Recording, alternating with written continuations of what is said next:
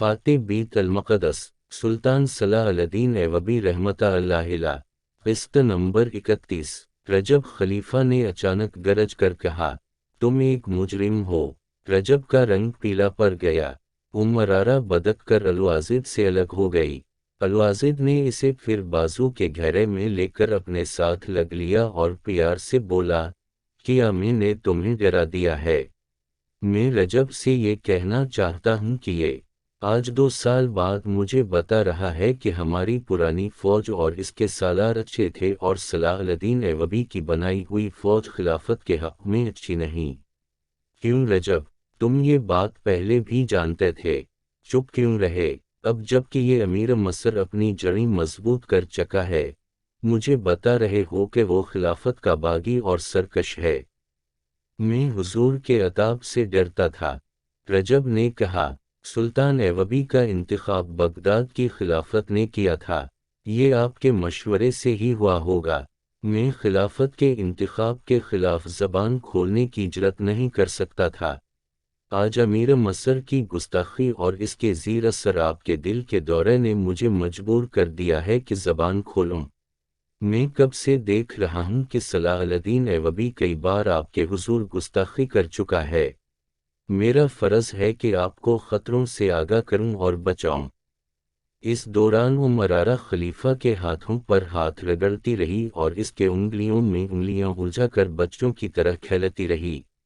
एक बार इसने खलीफा के गालों को हाथों में उठाकर पूछा, तबीयत बहाल हुई? खलीफा ने इसकी ठोड़ी को छेड़ते हुए कहा, दवाई ने इतना असर नहीं किया जितना तेरे प्यार ने किया है। खुदा ने तुझे वो हुस्न और वो जज्बा दे है जो मेरे हर रोग के लिए इक्सीर है। इसने उमरारा का सर अपने सीने पर डाल कर रजब से कहा, रोज़ क़यामत जब मुझे जन्नत में भेजेंगे तो मैं खुदा से कहूँगा कि मुझे कोई हूर नहीं चाहिए, मुझे उमरारा दे दो। उमरारा सिर्फ हसीन ही नहीं, रजब ने कहा, ये बहुत होशियार और ज़हीन भी है। हुजूर का हरम साजिशों का घर बना हुआ था, इसने आकर सबको लगाम डाल दी है। अब किसी की जरते नहीं कि कोई औरत किसी औरत के खिलाफ या कोई अहलकार कसर खिलाफत में ज़रा सी भी गड़बड़ करे। जब सलाह-अल-दीन ऐवबी के मुतालिक बात कर रहे थे, उम्मे अरारा ने कहा, इनकी बातें गौर से सुनें और सलाह-अल-दीन ऐवबी को लगाम डालें। तुम क्या कह रहे थे रजब? खलीफा ने पूछा। मैं ये अर्ज़ कर रहा था कि मैंने इस डर से ज़बान बंद रखी कि अमीर मसर के खिलाफ कोई बात खिलाफत को गवारा न होगी। रजब ने कहा, सलाह-अल-दीन ऐवबी काबिल सालार हो सकता है। मुझे इसका सिर्फ यही वसिफ पसंद है कि मैदान जंग में वो इस्लाम का परचम सुरंगों नहीं होने देता। खलीफा ने कहा, हमें सुल्तान ऐवबी जैसे ही सालारों की ज़रूरत है जो खिलाफत इस्लामिया का वक़ार मैदान जंग में कायम रखें। मैं गुस्ताखी की मुआफ़ी चाहता हूँ खलीफ़ा-उल-मुसल्लिमीन। रजब ने कहा, खिलाफत ने हमें मैदान जंग में नहीं आज़माया। सलाह-अल-दीन ऐवबी के मुतालिक मैं ये कहने की जुर्रत करूँगा कि वो खिलाफत इस्लामिया के वक़ार के लिए नहीं लड़ता, बल्कि अपने वक़ार के लिए लड़ता है। आप फौज के सालार से ही तक पूछ लें। सलाह-अल-दीन ऐवबी इन्हें ये सबक देता रहता है कि वो ऐसी सल्तनत इस्लामिया के क़याम के लिए लड़ें जिसकी सरहदें लामहदूद हों। साफ ज़ाहिर है कि वो ऐसी सल्तनत के ख्वाब देख रहा है जिसका बादशाह वो खुद होगा। नूर-अल-दीन ज़नगी इसकी पशत पनाही कर रहा है। इसने सलाह-अल-दीन ऐवबी के हाथ मजबूत करने के लिए 2000 सवारों और इतने ही पियादा अस्करियों की फौज भेजी थी। क्या इसने खलीफा बगदाद की इजाज़त से ये फौज भेजी थी? क्या खिलाफत का कोई एलची आपसे मशवरा लेने आया था कि मसर में फौज की ज़रूरत है या नहीं? जो कुछ हुआ खिलाफत से बालातर हुआ। तुम ठीक कहते हो, खलीफा ने कहा, मुझसे नहीं पूछा गया था और मुझे ख्याल आया है कि उधर से आई हुई इतनी ज़्यादा कुमक वापस नहीं भेजी गई। वापस इसलिए नहीं भेजी गई कि ये कुमक मसर पर गिरफ्त मजबूत करने के लिए भेजी गई थी और उसी लिए यहाँ रखी गई है। रजब ने कहा, مصر کی پرانی فوج کے سپاہیوں کو کسان اور بھکاری بنانے کے لیے یہ کمک آئی تھی۔ ناجی، ادروش، کاکیش، ابدی زدان، ابی آزر اور ان جیسے 8 اور سالار کہاں ہیں؟ حضور نے کبھی سوچا نہیں۔ ان سب کو صلاح الدین ایوبی نے خفیہ طور پر قتل کرا دیا تھا۔ ان کا قصور صرف یہ تھا کہ وہ صلاح الدین ایوبی سے زیادہ قابل سالار تھے۔ یہ قتل کس کی گردن پر ہے؟ صلاح الدین ایوبی نے حاکموں کی مجلس میں کہا تھا کہ خلیفہ مصر نے ان سب کو غداری اور بغاوت کے جرم میں سزائے موت دے دی ہے۔ جھوٹ، خلیفہ نے بھڑک کر کہا۔ سفید جھوٹ، مجھے صلاح الدین ایوبی نے بتایا تھا کہ یہ سب غدار ہیں۔ میں نے اسے کہا تھا کہ گواہ لاؤ اور مقدمہ چلاؤ۔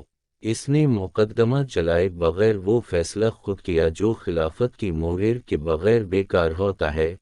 رجب نے کہا، ان بدقسمت سالاروں کا جرم یہ تھا کہ انہوں نے صلیبی بادشاہ سے رابطہ قائم کیا تھا۔ ان کا مقصد کچھ اور تھا، وہ یہ تھا کہ صلیبیوں سے بات چیت کر کے جنگ و جدل ختم کیا جائے اور ہم اپنے ملک اور رعایا کی خوشحالی اور فلاح و بہبود کی طرف توجہ دے سکیں۔ آپ شاید تسلیم نہ کریں، مگر یہ حقیقت ہے کہ صلیبی ہمیں اپنا دشمن نہیں سمجھتے۔ وہ ہمارے خلاف جنگی طاقت صرف اس لیے تیار رکھتے ہیں کہ نور الدین زنگی اور شیر کو جیسے مسلمانوں سے انہیں حملے کا خطرہ رہتا ہے۔ شیر کو مرگی تو صلاح الدین ایوبی کو اپنی جگہ چھوڑ گیا۔ یہ شخص شیر کو کا پروردہ ہے۔ اس نے ساری عمر عیسائی قوم سے لڑتے اور اسلام کے دشمن پیدا کرتے اور دشمنوں میں اضافہ کرتے گزاری ہے۔ اگر صلاح الدین ایوبی کی جگہ مصر کا امیر کسی اور کو مقرر کیا جاتا تو آج عیسائی بادشاہ آپ کے دربار میں دوستوں کی طرح آتے، قتل و غارت نہ ہوتی، اتنے پرانے اور تجربہ کار سالار قتل ہو کر گمنام نہ ہو جاتے۔ مگر رجب، خلیفہ نے کہا، صلیبیوں نے بحیرہ روم سے حملہ جو کیا تھا، صلاح الدین ایوبی نے ایسے حالات پیدا کیے تھے کہ صلیبی اپنے دفاع کے لیے حملے میں پہل کرنے پر مجبور ہو گئے۔ رجب نے کہا، صلاح الدین ایوبی کو معلوم تھا کہ حملہ آ رہا ہے، کیونکہ حالات اسی نے پیدا کیے تھے۔ اس لیے اس نے حملہ روکنے یعنی دفاع کا انتظام پہلے ہی کر رکھا تھا۔ یہ شخص فرشتہ تو نہیں تھا کہ اسے غیب کا حال معلوم ہو گیا تھا۔ اس نے ایک ایسا ناٹک کھیلا تھا جس میں ہزارہا بچے یتیم اور ہزارہا عورتیں بیوہ ہو گئیں۔ اس پر آپ نے اسے میری موجودگی میں خرج تحسین پیش کیا۔ پھر اس نے سوڈانی فوج کو جو آپ کی وفادار تھی، جنگی مشق کے بہانے رات کو باہر نکالا اور اندھیرے میں اس پر اپنی نئی فوج سے حملہ کر دیا۔ مشہور یہ کیا کہ ناجی کی فوج نے بغاوت کر دی تھی۔ اس پر بھی آپ نے اسے خرج تحسین پیش کیا۔ آپ اتنے سادہ دل اور مخلص ہیں کہ آپ اس چال اور اس دھوکے کو سمجھ نہ سکے۔ اس دوران مرارہ جو عرب کے حسن کا شاہکار تھی، خلیفہ الوازد کے ساتھ بڑی معصومیت سے کچھ ایسی فحشہ حرکتیں کرتی رہی کہ الوازد پر شراب کا نشہ دگنا ہو گیا۔ اس کی ذہنی کیفیت اس لڑکی کے قبضے میں تھی۔ رجب کی باتیں اور دلیلیں اس کے دماغ میں اترتی جا رہی تھیں۔ اس کی زیادہ تر توجہ مرارہ پر مرکوز تھی۔ رجب کی باتیں تو وہ ضمنی طور پر سن رہا تھا۔ رجب نے صلاح الدین ایوبی پر ایک انتہائی بیہودہ وار کیا۔ اس نے کہا، اس نے ایک اور فریب کاری شروع کر رکھی ہے۔ کسی خوبصورت اور جوان لڑکی کو پکڑ کر اس کی آبرو ریزی کرتا ہے اور چند دن عیش کر کے اسے یہ کہہ کر مروا دیتا ہے کہ یہ جاسوس ہے۔ عیسائیوں کے خلاف قوم میں نفرت پیدا کرنے کے لیے اس نے فوج اور عوام میں یہ مشہور کر رکھا ہے کہ صلیبی اپنی لڑکیوں کو مصر میں جاسوسی کے لیے بھیجتے ہیں اور وہ بدکار عورتوں کو بھی یہاں بھیجتے ہیں جو قوم کا اخلاق تباہ کرتی ہیں۔ میں اسی ملک کا باشندہ ہوں۔ یہاں جتنے قہوہ خانے ہیں وہاں مصری اور سوڈانی عورتیں ہیں۔ اگر کوئی عیسائی عورت ہے تو وہ کسی کی جاسوس نہیں، یہ اس کا پیشہ ہے۔ مجھے حرم کی 3-4 لڑکیوں نے بتایا ہے کہ سلطان ایوبی نے انہیں اپنے گھر بلایا اور خراب کیا تھا۔ مرارہ نے کہا۔ خلیفہ بھڑک اٹھا اور کہا، میرے حرم کی لڑکیاں، تم نے مجھے پہلے کیوں نہیں بتایا؟ اس لیے کہ آپ کی بیماری میں یہ خبر آپ کے لیے اچھی نہیں تھی۔ عمرارہ نے کہا، اب بھی یہ بات میرے منہ سے بے اختیار نکل گئی ہے۔ میں نے ایسا انتظام کر دیا ہے کہ اب کوئی لڑکی کسی کے بلانے پر باہر نہیں جا سکتی۔ میں اسے ابھی بلا کر دعوے لگواؤں گا۔ خلیفہ نے کہا، میں انتقام لوں گا۔ انتقام لینے کے طریقے اور بھی ہیں۔ رجب نے کہا، اس وقت عوام صلاح الدین ایوبی کے ساتھ ہیں۔ یہ لوگ آپ کے خلاف ہو جائیں گے تو کیا میں اپنی یہ توہین برداشت کر لوں؟ خلیفہ نے کہا، نہیں، علامت تملیک، علامت تملیک۔ رجب نے کہا، اگر آپ مجھے اجازت دیں اور میری مدد کریں تو میں صلاح الدین ایوبی کو اسی طرح غائب کر دوں گا جس طرح اس نے مصر کی پرانی فوج کے سالاروں کو گم کر دیا ہے۔ تم یہ کام کس طرح کرو گے؟ خلیفہ نے پوچھا، حشیشین یہ کام کر دکھائیں گے۔ رجب نے کہا، وہ رقم بہت زیادہ طلب کرتے ہیں۔ رقم کا مطالبہ جس قدر ہوگا وہ میں دوں گا۔ خلیفہ نے کہا، تم انتظام کرو۔ 2 روز بعد جمعہ تھا۔ قاہرہ کی جامعہ مسجد کے خطیب کو صالحکاری فقیہ نے کہہ دیا تھا کہ خطبے میں خلیفہ کا ناگناہ نہ لیا جائے۔ یہ خطیب تورک تھے جن کا پورا نام تاریخ میں محفوظ نہیں۔ وہ امیر العالم کے نام سے مشہور تھے۔ اس دور کے دستاویزی ثبوت ایسے بھی ملے ہیں جن کے مطابق خطیب امیر العالم نے کئی بار اس بدعت کو ختم کرنے کے عزم کا اظہار کیا تھا اور یہ انہی کی کوششوں کا نتیجہ تھا کہ خلیفہ کا نام خطبے سے حذف کیا گیا۔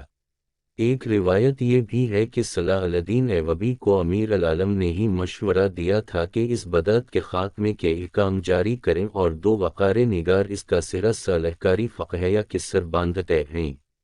ہو سکتا ہے یہ منصوبہ خطیب امیر العالم اور مذہبی امور کے مشیر صالحکاری فقیہ کے پیش نظر بھی ہو، لیکن صلاح الدین ایوبی کی گفتگو کی جو دستاویزات مل سکی ہیں ان سے پتہ چلتا ہے کہ یہ دلیرانہ اقدام سلطان ایوبی کا ہی تھا۔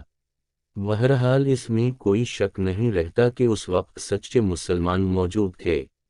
خطیب امیر العالم نے خطبے میں خلیفہ کا ناگناہ نہ لیا۔ جامع مسجد میں صلاح الدین ایوبی درمیانی صفوں میں موجود تھا۔ علی بن سفین اس سے تھوڑی دور کسی صف میں بیٹھا تھا۔ سلطان ایوبی کے متعدد دیگر مشیر اور معتمد بکھر کر عوام میں بیٹھے تھے تاکہ ان کا رد عمل بھانپ سکیں۔ علی بن سفین کے مخبروں کی بہت بڑی تعداد مسجد میں موجود تھی۔ خلیفہ کا ناگناہ خطبے میں سے غائب کرنا ایک سنگین اقدام نہیں بلکہ خلافت کے احکام کے مطابق سنگین جرم تھا۔ اس کا ارتکاب کر دیا گیا۔ سربراہوں میں سے اگر کوئی مسجد میں نہیں تھا تو وہ خلیفہ الوازد تھا۔ نماز کے بعد سلطان ایوبی اٹھا، خطیب کے پاس گیا، ان سے مصافحہ کیا اور کہا، اللہ آپ کا حامی و ناصر ہے۔ خطیب امیر العالم نے جواب دیا، یہ حکم صادر فرما کر آپ نے جنت میں گھر بنا لیا ہے۔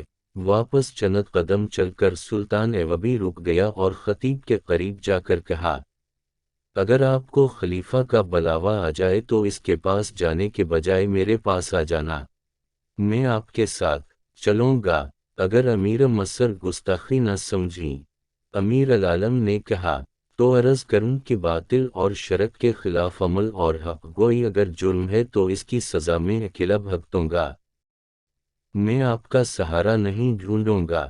خلیفہ نے بلایا تو اکیلا جاؤں گا۔ میں نے خلیفہ کے نام کو آپ کے حکم سے نہیں خدا کے حکم سے حذف کیا ہے۔ میں آپ کو مبارکباد پیش کرتا ہوں۔